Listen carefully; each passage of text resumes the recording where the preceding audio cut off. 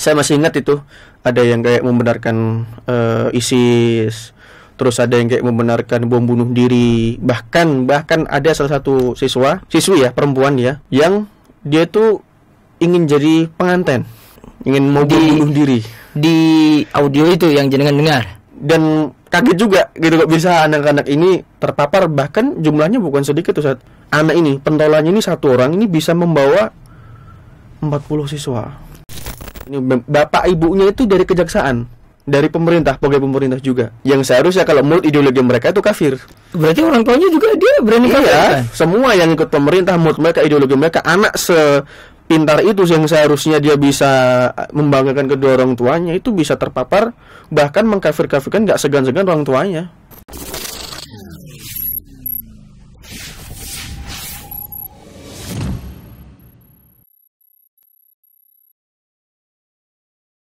Assalamualaikum warahmatullahi wabarakatuh. Waalaikumsalam warahmatullahi wabarakatuh. Ustaz.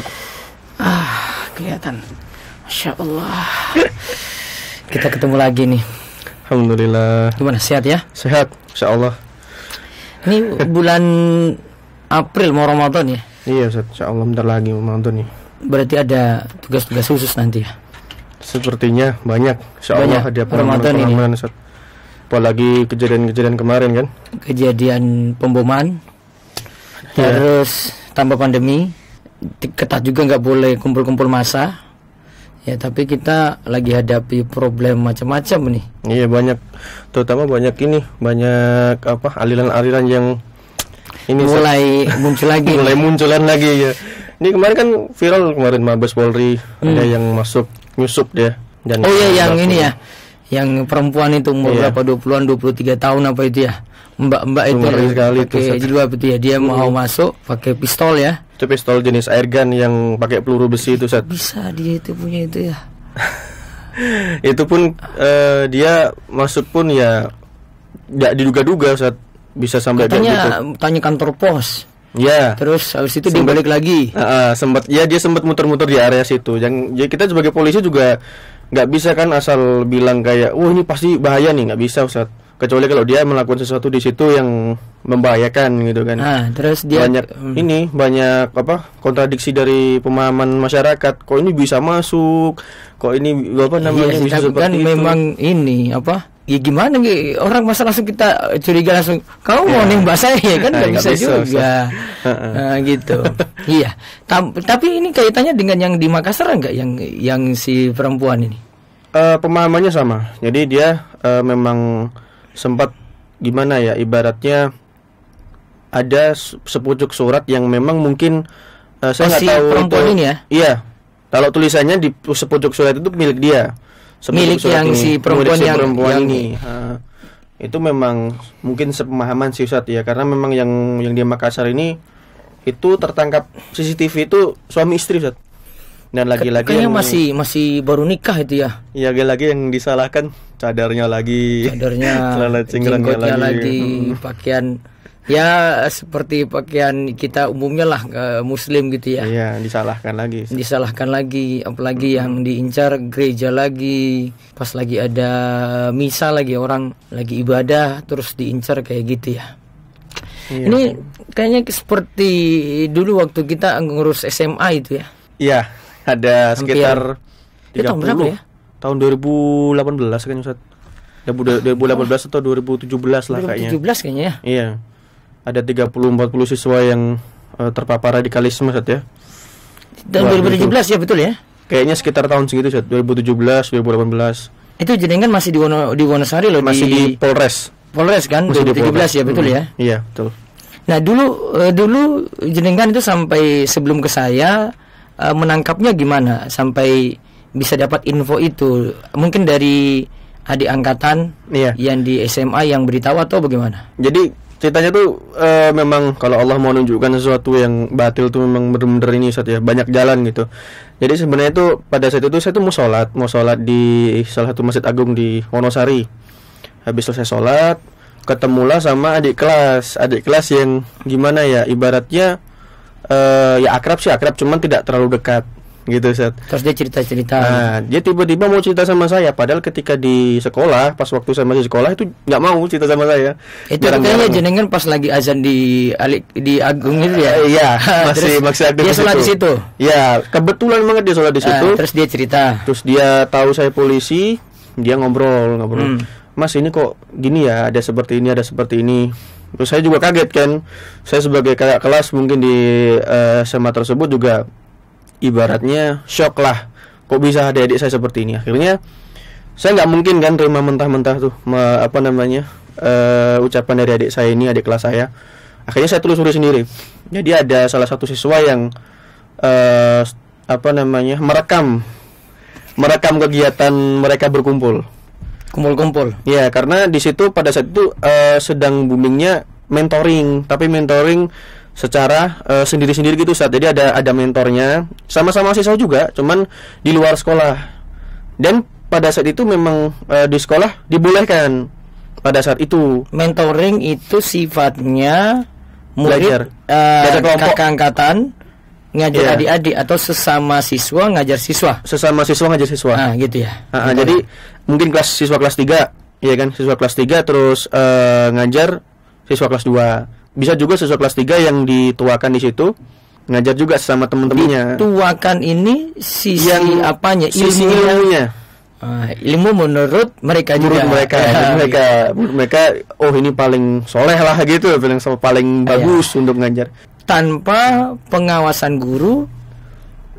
Kalau pada saat pengawasan itu mungkin ya? Ada, cuman karena di luar sekolah. Mereka kegiatannya sering ada juga di luar sekolah. Di luar sekolah dan itu berpindah-pindah, Ustaz. Jadi mungkin guru pada saat itu berpikirnya ya mungkin cuman belajar biasa kan gitu. Tapi ternyata di dalamnya itu rekamannya saya masih ingat itu ada yang kayak membenarkan ISIS, terus ada yang kayak membenarkan bom bunuh diri, bahkan ada salah satu siswi ya, perempuan ya, yang dia tuh ingin jadi pengantin, ingin mau bunuh diri. Di audio itu yang jenengan dengar. Di ini setelah saya cross check lebih dalam. Setelah saya dapat rekamannya, saya kaget. Ini serius nih yang ini nih. Ini saya baru lihat. Saya kira yang di berita aja gitu. Kalau di berita kan sudah nyata. Jadi dia jadi pengantin memang gitu loh. Kalau ini serius dia mau kayak gitu. Dia mau seperti itu. Ada keinginan yang menganggap membenarkan dan mau melakukan. Gitu. Dan itu jika ada kesempatan. Jika ada dia mungkin kalau misalkan dikasih bom aja udah meledak dia mungkin Ustaz ya. Cuman ya alhamdulillah kemarin sempat terendus juga, tercium juga kan. Alhamdulillah Allah kasih jalan buat anak-anak ini biar dapat hidayah gitu. Akhirnya kita kerjasama dengan Jadi kan sudah dapat info itu ya, langsung ke Intel diselidiki lebih dalam lagi, membentuk tim akhirnya. Oh, itu dibentuk tim serius berarti? Tim serius Ustaz. Itu bahkan sampai paminal turun semua tuh. Paminal tuh yang mengurusi bagian bener-bener kayak hal semacam ideologi seperti itu. Dan itu nggak turun kalau bukan kasus serius. Itu dari atas lagi bukan? Iya, ada yang dari Mabes juga, ada yang dari Polres terutama juga banyak yang turun juga. Dan kaget juga gitu kok bisa anak-anak ini terpapar, bahkan jumlahnya bukan sedikit tuh Ustaz. Kalau cuma 5-10 mungkin masih bisa di ini 1-2 ya mungkin ya, masih bisa di ini. Tapi dia bisa membawa 40 orang Ustaz, sekitar 30-40 orang. Anak ini, pentolannya ini satu orang ini bisa membawa 40 siswa. Itu SMA itu. Dan sekarang masih hidup orangnya. Itu di bawah 20 tahun. Iya, saya ngeri sih Ustaz. Sebagai kelas juga saya pribadi shock juga kok bisa adik-adik saya bisa seperti ini. Terus jadi kan cari jalan berpikir setelah ada tim lah untuk mengatasi ini. Yeah. Setelah itu diseriusi ya. Iya, dibuat tim serius. Akhirnya saya kepikiran ini harus ada yang ahli nih, ilmunya yang lebih tinggi daripada mereka gitu kan. Kalau kita sebagai kakak kelas mungkin cuma di kafir-kafirin aja sama mereka. Jadi sudah kafir lah. Ini Ustaz, saya ini kan sempat interogasi satu orang. Iya, satu siswa ini sempat saya interogasi sama senior saya. Jadi saya tarik dia ke ruang pada itu saya sedang di sekolah itu. Saya tarik ke ruangan kepala sekolah. Saya tanya-tanya bener-bener itu belak-belakan Benar-benar itu dadakan gitu. Saya tanya ini, saya tanya bapak ibunya itu dari kejaksaan, dari pemerintah, pegawai pemerintah juga. Yang seharusnya kalau menurut ideologi mereka itu kafir. Togut lah. Togut ini. Bahkan saya di depan situ, saya kan nanya, akhirnya saya nyeletuk lagi nih, saya kafir nggak sama senior saya ini? Saya bilang kayak gitu kan. Terus dia jawab. Dan memang dia di situ memang nggak takut, cuman dia berani bilang itu, iya kafir. Berarti orang tuanya juga dia berani kafir kan? Semua yang ikut pemerintah, menurut mereka, ideologi mereka, anak sepintar itu yang seharusnya dia bisa membanggakan kedua orang tuanya itu bisa terpapar, bahkan mengkafir-kafirkan nggak segan-segan orang tuanya. Semua yang ikut pemerintah, bahkan ibaratnya gini, yang tukang sapu jalanannya aja itu dikafirin sama mereka. Cleaning service-nya, iya, semuanya. Ya Allah, ngeri. Makanya akhirnya kita ada bentuk tim dari Intel sama Binmas. Akhirnya saya lari ke Antum juga, nanya-nanya gimana nih Ustaz, kita harus ngasih tahu mereka nih. Dan akhirnya kan kita kemarin alhamdulillah bisa. Akhirnya kita kan waktu itu, jadi kan ketemu saya. Terus saya bilang sudah ngajak diskusi aja. Tapi itu pas puasa ya, mau dekat Lebaran ya. Iya, hampir dekat Lebaran sih satu. Hampir dekat Lebaran. Dan itu masa mereka juga mau lulus ya. Iya, dan itu ijazahnya ditahan semua.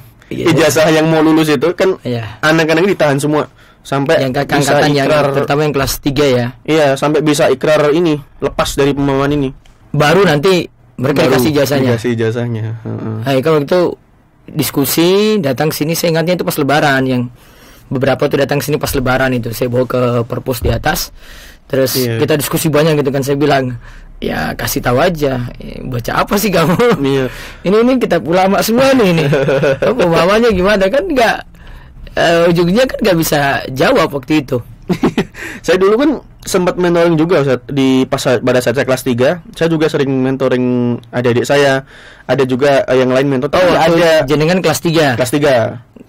Adik kelas saya mentoring juga. Ya mungkin. Tapi nggak kayak mereka ini ya. Iya, dia lebih gimana ya? Lebih ke arah memang pada saat itu Rohis sedang ngadakan kayak kegiatan buat ya saling mengingatkan kebaikan lah, intinya sharing-sharing seperti itu. Tapi nggak ada yang kayak gitu. Nggak ada yang sampai berpemahaman kayak gitu. Tadi sebabnya tadi mentoring, terus pasti yang ngajarkan ini dia dapat sumber ilmu dari sesuatu gitu. Iya, ada salah satu siswa yang memergoki mereka sering kajian tertutup di salah satu rumah. Apa itu isi kajiannya? Kalau isi kajiannya dari siswa ini ditanya nggak tahu ya Ustaz, cuman anak-anak ini 30-40 anak-anak ini sering ngaji di salah satu rumah yang tertutup, dan dia gimana ya, ibaratnya kayak eksklusif gitu sih, nggak mengundang orang lain. Yang benar-benar di rumah itu ketika terendus seperti ini, tercium ada dari pihak kepolisian tahu, itu orangnya udah nggak ada. Gurunya yang di pemilik rumah itu udah nggak ada, udah kosong. Belajarnya itu lewat video langsung. Oh, ada yang pada saat itu kan belum mentoring tadi. Bukan lewat video diputarin gitu. Bukan. Atau baca kitab ulama apa gitu enggak? Dia lebih ke gimana saja. Jadi di siswa SMA itu ada yang dituakan. Yang dituakan itu tuh ngajak ke rumah ini. Rumah salah satu rumah ini ada guru lagi. Iya, ada gurunya. Gurunya ini yang ngajarin. Iya, yang ngajarin. Tapi dia lebih ke tertutup Ustadz, nggak seperti mereka ini yang berani di luar. Kayak gitu. Berarti yang ini dilacak juga nih yang si guru ini. Sudah dilacak, sudah dimonitor juga, dan memang anehnya itu bahkan sebelum kita turun ke lapangan dia udah nggak ada, udah hilang. Udah bener-bener kayak mungkin tahu kita mencium mereka gitu. Jadi memang kayak begitu tadi ya, sampai bisa ingin jadi pengantin. Pengantin itu istilah untuk mau melakukan bom bunuh diri. Kenapa diselain pengantin itu? Istilahnya mereka sih Ustaz. Saya juga dan tahu. Itu istilah itu mereka sudah pahami juga. Dan mereka juga kadang menggunakan simbol-simbol aja sih, kayak misalkan sempat kemarin saya ada DM-an juga sama salah satu teroris. Saya bilang teroris. Dia ngancam saya buat video seperti itu, dia ngancam saya, dan dia katakan kalau membunuh kita polisi-polisi itu diperintahkan malah. Dan itu wajib bagi mereka. Memang sekarang mereka kan sering nyerang ya ke polisi, ke TNI. Makanya kayak perempuan tadi itu ya. Iya, mereka nyerang ya. ini kan ngebom. Itu mereka malah mentargetnya memang gimana ya? Pokoknya yang ikut pemerintah harus mati gitu. Gimana sih ya? Kayak menghalalkan darah aja sih, Sat. Kayak semacam mereka ini. Tapi kok serang polisi, kenapa enggak yang pejabat-pejabat? Allah alam, Sat, gak tahu. Mungkin pemahaman mereka lebih ke gimana ya? Wah, aku bunuh polisi mungkin nanti masuk surganya cepat gitu, mungkin ya gitu, bisa jadi susah pemahaman. Dia incar seperti itu yang kasus kemarin yang wanita cadar itu ya. Nah, jadi solusinya kemarin kan kita akhirnya putuskan pokoknya mentoring ini stop dulu. Iya, di stop dulu. Dari sekolahan di ini. Akhirnya kan saya ditarik, sudah Ustadz bimbing rutin. Iya, 1 bulan 2 bulan saat itu. Iya, waktu itu saya akhirnya bimbing rutin, saya mau. Terus yang kedua itu saya bimbing rutin, alhamdulillah sekarang ini jalan terus, ini anak-anak pada minta terus sekarang bagi Ramadan mereka pada rutin kan. Terus tapi pemahaman ini sulit hilang karena gimana ya? Kita sudah berusaha luruskan tapi kita nggak tahu di luar ya. Iya. Pengaruhnya Ustaz. Ada ketika mereka udah oh iya nih aku yakin ini salah. Tapi ada temennya juga yang ngajak. Dia narik lagi. Jadi kembali lagi ke temennya siapa sih sebenarnya Ustaz. Kalau dia masih sering buka-buka media mereka, berteman dengan orang yang berpemahaman seperti itu, saya yakin mungkin nggak sampai lambat juga pasti mereka ikut lagi, pasti itu. Kayaknya sering nonton video-video jihad ISIS tuh kayaknya. Ada salah satu siswa yang kemarin itu sempat terpergok ya Sat ya. Dia nyimpen video-video kayak gitu di laptopnya untuk menambah semangat dia untuk jihad kan. Iya. Katanya menambah, kalau dalam Islam agama itu nambah giroh Ustaz, nambah semangat gitu katanya. Harusnya dia thalabul ilmi ngaji gitu, iya, makanya semangat gitu loh. Kok bisa video-video seperti ini yang memang menurut sebagian orang itu nggak berdasar ya mereka melakukan itu Ustaz. Tapi menurut mereka tuh benar. Menurut anak-anak ini tuh benar, dan mereka benarkan juga, wah ini pantas mati memang ini. Padahal dia nih ISIS ini nggak tahu nih ngebunuhin siapa kan nggak tahu gitu Ustaz. Tapi mereka asal benarkan aja. Yang pertama sih ISIS ya, kesimpulan saya ya terlalu mudah kafirkan jelas, dan menyamaratakan semua orang kafir, ya, semua harbi gitu. Nggak ada kafir zimmi, musta'man, nggak ada muahad gitu. Semua nggak diberikan jaminan keamanan sehingga ya halal gitu. Terus pemahaman yang berikutnya lagi itu siapa yang berhukum dengan hukum selain Allah ya kafir. Nah itu kan yang paling banyak itu ya. Dijadikan yang mesti diluruskan karena tidak semua pemahaman seperti itu membuat orang itu kafir gitu ya. Bahkan ada hukum buatan manusia tetap kita bisa ikuti gitu selama itu tidak melanggar hukum Allah. Seperti misalnya gampangnya ya disuruh pakai helm lah. Taat lampu lalu lintas, ngebut nggak boleh kecepatan sekian gitu. Kan sudah diatur. Itu nggak perlu dalil gitu. Dan itu untuk keselamatan mereka juga kan. Jadi tidak sesimpel itu memikirkannya. Terus kemarin saya tekankan ke mereka itu ya mbok mikir diri sendiri dulu, nggak usah kafirkan orang gitu. Kafirkan yang atas, coba orang tua sendiri gitu kan. Dia menjadi bingung juga, saya mau kafirkan bapak ibu saya bagaimana gitu ya. Ya bapak ibu saya kafir, terus ya gitu aja nggak didakwahi kan, jadi nggak manfaat juga dia mengkafirkan kan. Padahal itu mereka kan juga hidup dari itu juga. Gaji orang tuanya juga dia kan bingung juga untuk semacam ini. Ya kita doakan saya mudah-mudahan anak-anak muda itu pada selamat dari pemahaman kayak gini sih. Kayak ini kita harus galakan pemahaman seperti ini harus diluruskan. Mereka juga didorong untuk thalabul ilmi yang benar, guru yang benar.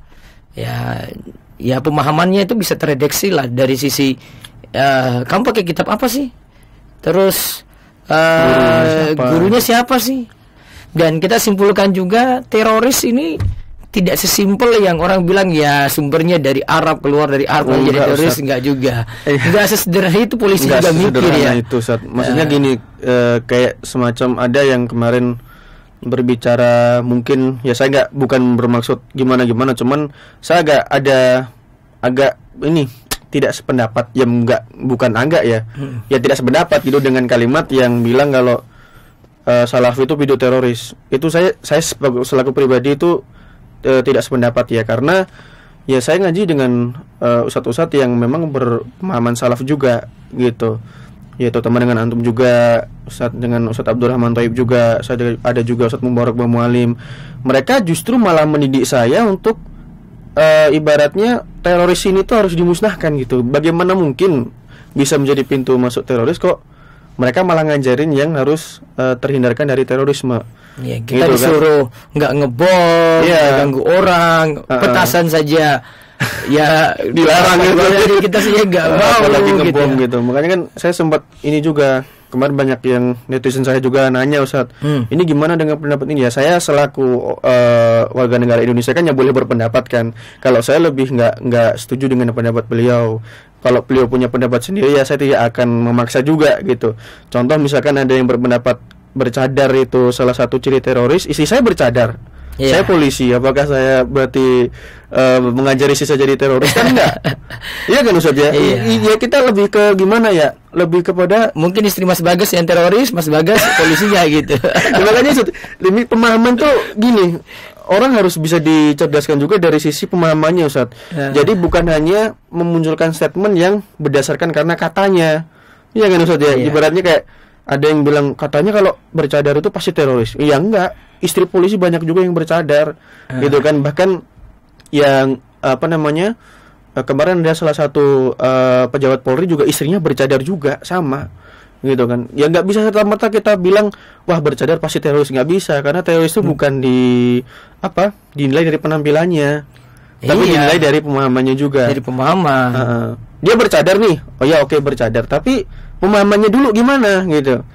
Iya kan, walaupun mungkin faktanya, realitanya banyak yang saudara-saudara kita yang berpemahaman seperti itu pakai cadar, kebetulan aja, gitu kan, kebetulan aja, tapi nggak semua, gitu kan, tergantung pemahamannya siapa. Berarti kita tidak bisa menilai dari penampilan. Nggak bisa Ustaz, harus bisa nilai dari. Mungkin dia tidak berjenggot juga bisa jadi teroris. Bisa jadi banyak. Bahkan dulu itu ada sempat viral itu ada orang luar Ustaz yang nembakin ini di masjid itu sampai banyak orang itu. Kalau dikatakan dia jelas bukan Islam itu. Di ini agamanya kan dia bukan Islam, non Muslim. Tapi dia nembak tuh yang di Australia. Yang di Australia kayaknya saja yang viral itu. Apakah bisa kita katakan Kristen itu agama kafir, agama teroris gitu? Nggak bisa Ustaz. Sama seperti Islam nggak bisa, karena teroris itu dia punya agama. Kalau saya katakan teroris itu nggak punya agama. Karena bisa dia bawa Islam ini sebagai mewakili dia bahwasanya Islam itu kayak gini, itu nggak bisa, nggak simpel itu. Islam tidak mengajarkan terorisme. Yang penting itu Islam tidak mengajarkan terorisme. Teroris atau bukan dilihat daripada penampilan, tapi dilihat daripada pemahamannya. Seperti yang saya katakan di video saya, ibaratnya kayak kalau dia mentogut-togutkan Indonesia, terus menghalalkan darah orang yang tidak sekelompok dengannya, terus ibaratnya menganggap wah aku ini nggak bisa salah gitu. Ibaratnya gitu, meskipun dia nggak bercadar, meskipun dia nggak bercelana cingkrang, ya itu bisa masuk pemahaman terorisme gitu. Karena dia ibarat gimana Ustaz ya, menyalahkan orang lain tanpa dasar dan membenarkan diri sendiri juga tanpa dasar gitu. Ibaratnya kayak gitu. Maka ya kita ini galakkan itu aja sih ke pemuda Ustaz sekarang, hati-hati dalam memilih guru. Kalau udah berindikasi seperti kayak mentogut-togutkan Indonesia, kalau sudah berindikasi kayak ibaratnya menjelaskan itu salah tapi tanpa ada penjelasan ilmiah gitu, tanpa dalil itu salah ya Ustaz, itu salah itu togut deh. Ibaratnya kayak gini Ustaz, jadi semacam kayak menyalahkan tapi tanpa ada penjelasan dalil gitu. Kalau mau menyalahkan mana penjelasan ilmiahnya kan gitu. Itu banyak yang memperhatikan juga sih dari anak-anak muda, banyak yang ngaji kayak gini Ustaz. Makanya kita galakan terus majelis ilmu, ngajak anak-anak muda, dan mudah-mudahan mereka selamat dari pemahaman ISIS dan semisalnya. Amin. Makasih waktunya, semoga bawa berkah dan sebagai penjelas juga dalam masalah yang lagi hangat-hangatnya viral saat ini, bisa mencerahkan pada yang lainnya. Insyaallah. Assalamualaikum warahmatullahi wabarakatuh. Waalaikumsalam warahmatullahi wabarakatuh.